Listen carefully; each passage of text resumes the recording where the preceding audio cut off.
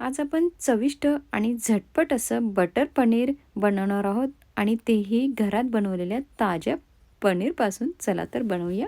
या ठिकाणी अर्धा किलो टोमॅटो घेतलेले आहेत. यात आपण आता पाणी घालूया. हे आपण आता मायक्रोवेव्हमध्ये शिजवून घेणार आहोत. आपण आता हे मायक्रोवेव्हमध्ये ठेवूया.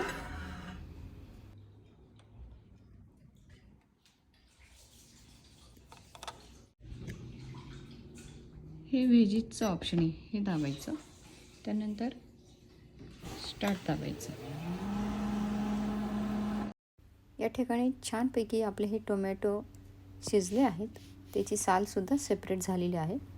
या ठिकाणी कांदे मी चिरून घेतलेले आहेत. हे 600 ग्रॅम आहेत. आपण हे सगळे कांदे मिक्सरच्या जारमध्ये घालून याची पेस्ट करून घेणार आहोत. तर कांदे जास्त आहेत त्यामुळे आपल्याला 2 वेळेस करावं लागणार आहे. तर या ठिकाणी हे बघू शकता, कांद्याची आपण पेस्ट बनवून घेतलेली आहे. टोमॅटोची आपण प्युरी बनवून घेऊया. साल आपण काढून टाकायचं आहे टोमॅटोचे.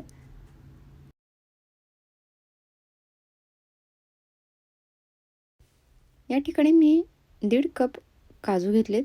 ते मी पाण्यामध्ये भिजत घालून ठेवले होते. ते सुद्धा आपण आता वाटून घेऊया. तर हे वाटण्यासाठी आपल्याला यात थोडंसं पाणी घालावं लागणार आहे, म्हणजे ते छानपैकी वाटून त्याची स्मूथ अशी पेस्ट तयार होईल. तर या ठिकाणी तुम्ही बघू शकता, छानपैकी याची पेस्ट तयार झालेली आहे. या ठिकाणी मोठी नॉनस्टिकची कढई घेतलेली आहे. या ठिकाणी माझ्याकडे हे बटर स्टिक आहे. हे 8 टेबलस्पूनचं आहे, म्हणजेच अर्धा कप हे बटर आहे. तर यातलं आपण 3 टेबलस्पून यात घालणार आहोत.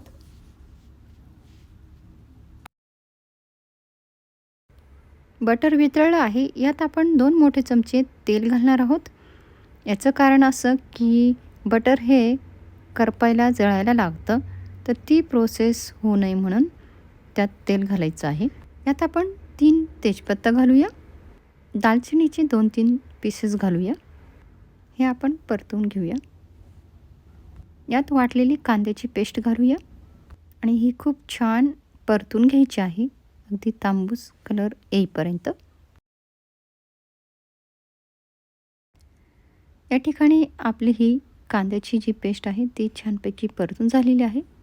यात 1 मोठा चमचाभर अद्रक लसणाची पेस्ट घालूया. अद्रक लसूण पेस्ट आपण छानपैकी परतून घेऊया.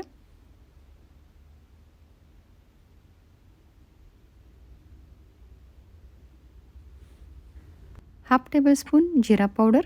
तुमच्याकडे टेबलस्पून नसल्यास तुम्ही छोटा 1.5 चमचा जिरा पावडर घाला.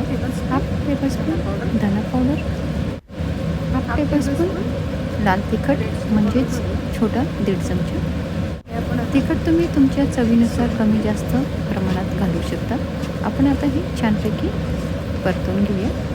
मसाले जेवढे छान तुम्ही परतवाल तेवढे छान भाजीला टेस्ट येणार आहे. तर या ठिकाणी आपले हे मसाले छानपैकी परतून झालेले आहेत. यात आपण आता टोमॅटो प्युरी घालूया, जी आपण मिक्सरला वाटली होती ती. टोमॅटो प्युरी आपण छानपैकी मिक्स करून घेऊया आणि छान परतून घेऊया.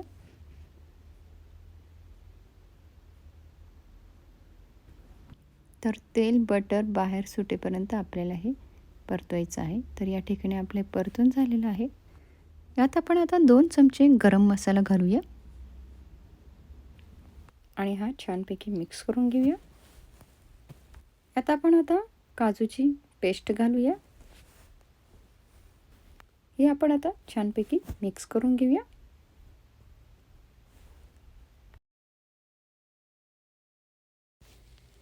ज्या जारमध्ये आपण काजू वाटले त्यात आपण आता पाणी घालूया थोडं आणि तेही विसळून यात घालूया.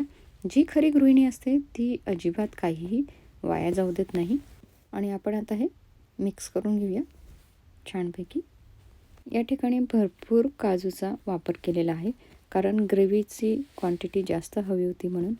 आपण यात कलर घालूया, डार्क ऑरेंज.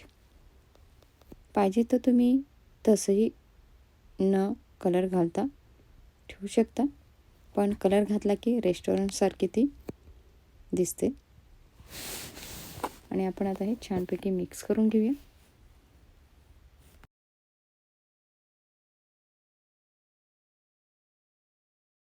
1 चमचा मीठ घालूया. यात आपण आता 1 चमचा साखर घालूया. बटर पनीर जे असतं ते गोडसर असतं. आपण आता हे मिक्स करून घेऊया. ग्रेव्हीला उकळी फुटली की लगेच त्यात पनीर घालायचं आहे. यात आपण पनीर घालूया. हे मी घरात बनवलेलं पनीर आहे. हे 600 ग्रॅम पनीर आहे.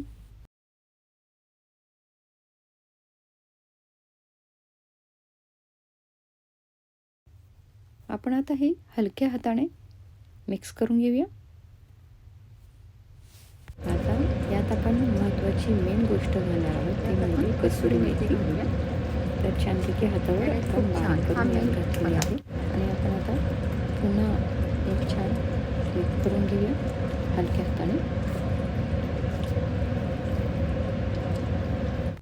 हे आपण आता 2 ते 3 मिनिटासाठी झाकून ठेवूया. 2 ते 3 मिनिटं झालीत. आपण आता झाकण काढून घेऊया. वाव, काय सुगंध सुटलाय, मस्तच. या ठिकाणी आपलं हे बटर पनीर बनवून तयार झालेलं आहे. बटर पनीर म्हटलं की भरपूर प्रमाणात बटर असतं. तर शेवटी आपण यात पुन्हा 2 मोठे टेबलस्पून बटर घातलेलं आहे आणि आपण आता हे मिक्स करून घेऊया. या ठिकाणी खऱ्या अर्थाने आता बटर पनीर डिश आपली बनवून तयार झालेली आहे. मस्तच. तर तुम्ही ही नक्की बनवा. अगदी झटपट अशी बनवून तयार होते. आज आपण भरपूर प्रमाणात बटर पनीर बनवलेलं आहे आणि हे अगदी टेस्टी बनवून तयार होतं. तुम्ही ही नक्की बनवून बघा. नेहमीप्रमाणे प्रेमाने बनवा, प्रेमाने सगळ्यांना खाऊ घाला. माझी ही रेसिपी तुमच्या मित्रमैत्रिणींसोबत, फॅमिलीसोबत नक्की शेअर करा. चॅनलवरती जर नवीन असाल तर चॅनलला सबस्क्राईब करायला विसरू नका. भेटूया पुन्हा अशाच नवीन रेसिपीसोबत. तोपर्यंत आनंदात राहा, निरोगी राहा. धन्यवाद.